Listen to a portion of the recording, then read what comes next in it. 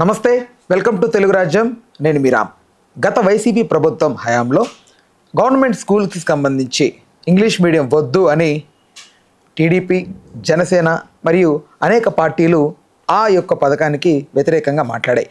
అయితే ప్రజెంట్ కూటమి ప్రభుత్వం ఏర్పడిన తర్వాత ఇప్పుడు ఇంగ్లీష్ మీడియానికి సంబంధించి మళ్ళీ పునరుద్ధరణ చేసే ప్రయత్నాల్లో ఉన్నట్టుగా వార్తలు వస్తున్నాయి. ఓవరాల్గా అంశం గురించి ప్రముఖ పొలిటికల్ అనలిస్ట్ కేఎస్ ప్రసాద్ గారు ఉన్నారు. ఆయనతో చర్చిద్దాం.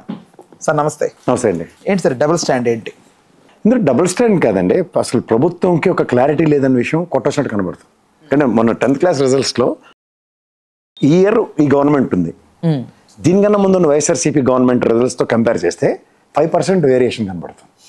అండ్ అపార్ట్ ఫ్రమ్ దాట్ ఇప్పుడు మనం సాధారణంగా మనం చూడండి, చిన్నప్పటి నుంచి నేను చదువుకున్న టైంలో అయితే 6వ క్లాస్ దాకా మనకి ఇంగ్లీష్ మీడియం లేదు. అంటే ఇంగ్లీష్ తెలియదు సబ్జెక్ట్. అంటే మీరు పిల్లలు ఇంకా కూర్చోండి, కానీ నేను 6వ క్లాస్ నుంచి మాకు ఇంగ్లీష్ ఉండేది. సో ఎప్పుడైతే కొంతమంది పిల్లలు సెయింట్ జోసెఫ్, సెయింట్ ఆన్స్లో చూసి మేము నోరు ఎలబెడుతుండే వాళ్ళు రిక్షాల్లో టైల్ కట్టుకుని వెళ్ళి, అలాంటిది ఒక ప్రభుత్వం ఒక స్టాండ్ తీసుకుని వాళ్ళకి ప్రాపర్ యూనిఫామ్స్ ఇస్తూ, ప్రాపర్ ఫుడ్ పెడుతూ, ప్రాపర్ ఎడ్యుకేషన్ సిస్టమ్కి సంబంధించిన బ్యాగ్స్, పుస్తకాలు, and apart from that Byju's product అన్న దాంతో అండ్ ట్యాబ్లు 8వ క్లాస్ నుంచి ఇస్తూ ఆ సక్సెస్ నెరేషన్స్, సక్సెస్ స్టోరీస్ మనం చూసాం. మేము ఐక్యరాజ్య సమితి దాకా వెళ్ళి మన పిల్లలు వెళ్ళి అక్కడ అనర్గళంగా ఇంగ్లీష్ మాట్లాడడం అని చూసాం. కానీ ఒక రాజకీయ వేదికల మీద వాళ్ళు దాన్ని అడ్వాంటేజ్ తీసుకుని దాన్ని క్రిటిసైజ్ చేద్దాం అనే కాన్సెప్ట్లోనే అవహేళనకు గురైనప్పుడు విషయం ఎప్పటికైనా ప్రజల బాహుల్యంలో చర్చనీయాంశం అవుతుంది కదా. ఇప్పుడు నారాయణవాడికే ఒకటి, చైతన్యవాడికి ఒకటి ర్యాంకులు చదువుతున్న దగ్గర ప్రభుత్వ పాఠశాలలో చదువుతున్న వాళ్ళకు ర్యాంకులు కూడా వాళ్ళ అనర్గళంగా గణనీయంగా పెరిగినప్పుడు ఆ కంపారిజన్స్ ప్రజలు గ్రహిస్తారు కదా. అప్పుడు ఏం చేశారంటే చేతులు గాలిన తర్వాత ఆకులు పట్టుకుని ఈ అకాడమిక్ ఇయర్ నుంచి ఇంగ్లీష్ మీడియం అన్నారు. మీరు అన్నట్టు ఇందాకలా పార్టీలకు అతీతంగా లేకపోతే పార్టీల్లో ఉన్న వాళ్ళైనా, ఓ వెంకయ్యనాయుడు కానీ, లేకపోతే జస్టిస్ రమణ కానీ, లేకపోతే ఈ పవన్ కళ్యాణ్ లాంటి వాళ్ళు మాట్లాడిన మాటలు. ఇప్పుడు ఈ పవన్ కళ్యాణ్ గారు అయితే ఏకంగా వెంకటేశ్వర సుప్రభాతం కూడా ఇంగ్లీష్లో ట్రాన్స్లేట్ చేసి చదవాలా, వినాలా అన్న టైప్లో మాట్లాడాడు. అసలు సుప్రభాతం అన్నది సంస్కృతంలో ఉంటుందన్న ఇంగిత జ్ఞానం. ఎందుకంటే అజ్ఞాతవాసి సినిమాని తీసడంలో ఇతని అజ్ఞానం ఏంటన్నది ప్రజలకు అర్థమైంది. నేను ఎందుకు చెప్తున్నానంటే ఇప్పుడు చదువుకునే పిల్లలు ఇతనికా చదువు అవ్వలేదు, చదవలేదు, మరి దాన్ని ఏదో అంటారు చూడండి, మేసేగాడిని కూసేగాడిది వచ్చి చెడగొట్టింది అన్నట్టు చదువుకుంటున్న పిల్లల మీద వీళ్ళకి వచ్చిన కాన్ఫరెన్స్ మళ్ళీ పొగేసుకుని లోకేషన్ ఈ పవన్ కళ్యాణ్ ఆ స్కూల్లో వెళ్ళి సందర్శించి వచ్చారు కదా. How the standards and how the schools are including Chandrababu Naidu garu. నేను అంటుంది ఏంటంటే వాళ్ళతో కూర్చుని భోజనం చేసినప్పుడు, టిఫిన్ తిన్నప్పుడు, లేకపోతే ఆ స్కూల్ వాతావరణం ఎలా ఉందో, నాడు నేడు స్కూల్ డెవలప్మెంట్స్లో గత ప్రభుత్వం తీసుకున్న విప్లవాత్మకమైన నిర్ణయాల్లో ఎడ్యుకేషన్ సిస్టమ్స్ ఎట్లా ఎన్హాన్స్ అయ్యాయి, అండ్ గవర్నమెంట్ స్కూల్స్లో ప్రైవేట్ స్కూల్స్ కన్నా నాణ్యతను ఎలా ప్రదర్శించగలుగుతున్నారు. సో అన్నది ఎప్పుడైతే ఫోకస్ అవుతుంది సబ్జెక్ట్కి, ఇవాళ ఏమీ తెలియనట్టుగా ఇవాళ ఈ అకాడమిక్ ఇయర్ నుంచి ఇంగ్లీష్ మీడియం అన్నది అన్నట్టుగా మాట్లాడితే ఎంతవరకు సమంజసం? అదే కళ్యాణ్ గారు ఒకసారి గవర్నమెంట్ స్కూల్కి వెళ్ళినప్పుడు కూడా బెంచెస్ బాగున్నాయంటే ఎప్పుడు ఇప్పించారంటే లాస్ట్ ఇయర్ అంటే జగన్మోహన్ రెడ్డి గారు అయ్యాం అది రైట్.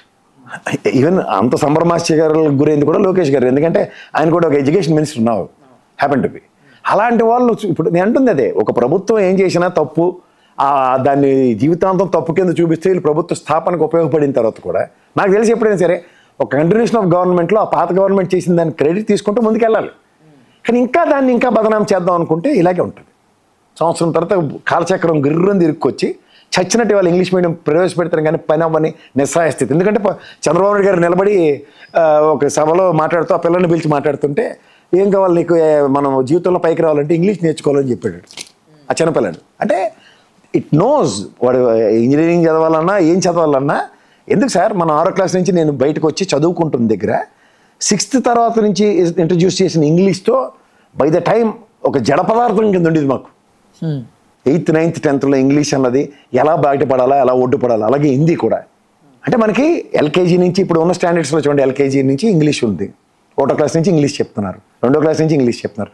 నేను ఆ కరికులం ఎప్పుడైతే చేంజ్ అయిందో ఎవరికి ఇబ్బందులు ఉండవు. ఆ కరికులం మాకున్న టైంకి ఇప్పుడున్న టైంకి కంపారిజన్స్లో మీరు పాత పద్ధతి తీసుకొస్తే ఇప్పుడు వెంకయ్యనాయుడు ఎక్కడ ఉన్నాడు, ఎంతసేపు మాట్లాడేది ఏంటి, కౌలు కళాకారులు ఏమైపోతారన్నమాట. నేను మున్సిపల్ అప్పర్ ప్రైమరీ స్కూల్లో చదువుకున్న వాళ్ళే కౌలు కళాకారులు తయారు వల్ల మిగిలిన వాళ్ళందరూ ఇంగ్లీష్ మీడియం చదివిన నారాయణ చైతన్య కాలేజీ చదివిన వాళ్ళందరూ ఆయన ఇష్టం అవ్వాలా. నాకు అర్థం కాని విషయం. రైట్, మీరే స్కూల్లో చదువుకున్నారు కానీ మీ పిల్లలు మాత్రం ఆ స్కూల్లో చదవరు. నేను వెంకయ్యనాయుడు గారు ఇలాంటి వాళ్ళు అందరం ఇంక్లూడింగ్ చంద్రబాబు గారితో సైతం అప్పర్ ప్రైమరీ స్కూల్లో చదువుకుని మున్సిపల్ హై స్కూల్లో చదువుకుని బయటకు వచ్చిన వాళ్ళమే. నేను గర్వంగా చెప్పుకుంటాను, విజయనగరం ఎంఆర్ కాలేజీలో ఎంఆర్ హై స్కూల్లో చదువుకుని బయటకు వచ్చానని. That the pride. ఎందుకంటే మనం చదువుకున్న చదువు మనకి విలువలు ఎలాంటి నేర్పిందో, ఏ స్థాయికి తీసుకెళ్ళిందో మనకు తెలుసు. కానీ ఇవాళ మీరు అనర్గళంగా మాట్లాడుతున్న ఇంగ్లీష్, కానీ ఆ రోజు ఇంగ్లీష్ మీడియం లేకపోయినా మీరు నేర్చుకున్న పట్టుదల, దానికి మనకిచ్చిన ఆ రోజు ఎడ్యుకేషన్ సిస్టమ్ మీద గౌరవం.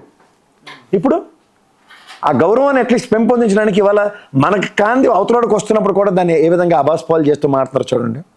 అంతెందుకు సార్, గవర్నమెంట్ స్కూల్లో ఎడ్యుకేషన్ నేర్పించే టీచర్స్ తాలూకు బిడ్డలే ప్రైవేట్గా చదువుతుంటారు. ఇప్పుడు ఇవన్నీ చెప్పడానికి ఉంటాయి సార్. ఇప్పుడు ఎవరైనా మీ అమ్మ నాన్న, మా అమ్మ నాన్న కూడా మనం ఉన్నత చదువులు చదువుకోవాలి, ఎక్కడో స్థాయికి వెళ్ళాలని ఆలోచిస్తారు. కానీ మేము పడ్డ కష్టం నా పిల్లలు పడాలని ఎవడైనా ఆలోచిస్తాడే? ఇప్పుడు 4 ఇంగ్లీష్ మొక్కలు నేర్చుకోవాలి, మంచి స్టాండర్డ్లో చదువుకోవాలనుకున్న తాపత్రయపడడం తప్ప. These are all education system అని మనం ప్రతి దానికి కొత్త పంథా తొక్కుతూ కొత్త వినూత్నమైన ఎడ్యుకేషన్ సిస్టమ్స్ ఎక్కడ ఉన్నాయన్న దగ్గర పరిగెడతారు. ఇప్పుడు న్యూజిలాండ్ దగ్గర, ఆస్ట్రేలియా దగ్గర చదువుకోవడం ప్రైడ్ తెలుసా సార్? ఆక్స్ఫర్డ్ యూనివర్సిటీలో చదవడం is there all pride moments for education.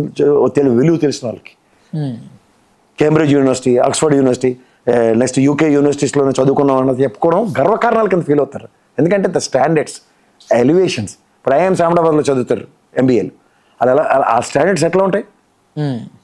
Bits పిల్లని, నెక్స్ట్ ఐఐటి ముంబై కానీ, లేదా ఖరగ్పూర్ కానీ, వీటిల్లోంచి వచ్చే నాలెడ్జ్ ఎలా ఉంటుందో చూసుకోండి. కంపారిజన్ అదే కదా. రైట్. ఇప్పుడు ఇంజనీరింగ్ కాలేజీలోనే మనకు ర్యాంకులు వచ్చిన తర్వాత కూడా డొనేషన్లు కట్టి మంచి కాలేజీలో జాయిన్ చేయడానికి ఎంత తాపత్రయపడతారు ఫ్యామిలీస్? దేనికి సార్? ఒక స్టాండర్డ్ అంతే కదా. అప్పులు చేసి మరి దేనికి అనుకుంటున్నారు? అట్లీస్ట్ వాడు స్టాండర్డ్స్ ఎలివేట్ అవుతాడు సమాజంలో అన్నది. ఈ బేసిక్ కాన్సెప్ట్స్ 1వ క్లాస్ నుంచి పిల్లలకి ఇస్తున్నది ఒక government schools, upper primary schools అన్నప్పుడు మనం దాన్ని ఎంత నెత్తి మీద పెట్టుకోవాలా? మీకు ఆ బాధ లేకుండా నెల్లేరు మీద నడకే కదా ఇప్పుడు నాడు నేడు స్కూల్ పరివర్తనతోనో. ఊరికెళ్తే తలెత్తి చూసుకోగలుగుతాను మా స్కూల్ని. నేను చదువుకున్న స్కూల్ ఇవాళ ఏ విలువలతో ఉంది అన్నది. ఓ బాత్రూమ్ ఉండేది కదా సార్ మేము చదువుకున్న స్కూల్లో. ఏడబోయి వాళ్ళం, మా సాగు మేము చచ్చేవాళ్ళం, తొప్పలంట చెరువులంపట తిరుక్కుని. మాట చెప్తున్నా. కానీ ఇవాళ బాధ లేదు కదా పిల్లలకి. బట్ ఈ రాజకీయ నిర్ణయాల వల్ల పిల్లలు ఎంతవరకు, రాజకీయ నిర్ణయాల కన్నా రాజకీయ బుర్ర తక్కువ నిర్ణయాలు, అహంకారం నిర్ణయాలు, అండ్ కడుపు మంటతో నిర్ణయాలు. వాడు చేసాడు కాబట్టి అది నచ్చదు, నేను నా పందా వేరు, మా బ్రీడ్లు వేరు అని పనికిమాల మాటలు మాడితే ఇలాగే ఉంటారు. అదే పిల్లలు ఎంతవరకు సఫర్ అవ్వాలి సార్? సంవత్సరం పాటు సఫర్ అయ్యారు కదా సార్. అదే సార్, ఈ సంవత్సరం సఫర్ అయ్యారు. నాకు తెలిసి 5% కాదు, ఇంకా ఆ 5% ఇంకో 5% యాడ్ అయ్యి ఉంది ఈసారి రిజల్ట్. సక్సెస్ నరేషన్సే కదా సార్. మన గవర్నమెంట్ స్కూల్లో పాస్ అవుతారా లేదా అని బిక్కులు చూసే దగ్గర 60-70% పిల్లలు పాస్ అవుతుంటే, నేను లాస్ట్ ఒక కంపారిజన్లో చెప్పాను, గుజరాత్లో 1,60,000 మంది పిల్లలు రాస్తే గవర్నమెంట్ స్కూల్స్లో పాస్ కాలేదు ఎవరు. అలాంటిది ఆంధ్రప్రదేశ్ రిజల్ట్స్ చూస్తే హ్యూజ్ కంపారిజన్, 67% సక్సెస్ ఉంది. అంటే సార్ ఆ టైంలో అలా మాట్లాడడానికి కారణం ప్రైవేటీకరణ ఎక్కువ పిల్లల్ని అటువైపు మళ్ళించడానికి, నారాయణ, శ్రీ చైతన్య ఇలాంటి వాటి మీదకి మళ్ళించడానికైనా. శంకర్లో సెగ్గట్లో కూర్చొని ఉంటే పక్కన ఏమవుతుంది క్యాబినెట్లో, నా బిజినెస్ ఆగిపోయింది, గవర్నమెంట్ స్కూల్స్ వాళ్ళు నేడుతున్నప్పుడు పనికి ఆహార పథకం ఇది. ఇప్పుడు రైట్, ఇప్పుడు మొత్తానికి ఓవరాల్గా పిల్లలే కదా సార్ సఫర్ అవుతారు, సఫర్ అయ్యారు. ఈ సంవత్సరం మళ్ళీ ప్రభుత్వ నిర్ణయం హర్షించదగింది, అట్లీస్ట్ ఇంప్లిమెంట్ చేయండి, ఇలా దండం పెట్టి వేడుకుంటున్నాం, అంతకన్నా ఇంకెళ్ళలేదు. Right sir, thank you sir, thank you sir. Hello, Telugu Rajyam channel చూస్తున్నారా? సామాజిక రాజకీయ జీవన చిత్రణే తెలుగు రాజ్యం. అతిశయోక్తులు అసత్యాలు ఉండవు. రాజకీయ కోణం కాదు, ప్రజా కోణమే కొలబద్ద. తెలుగు రాజ్యం వీక్షణ మీ ఉత్తమ అభిరుచికి నిదర్శనం.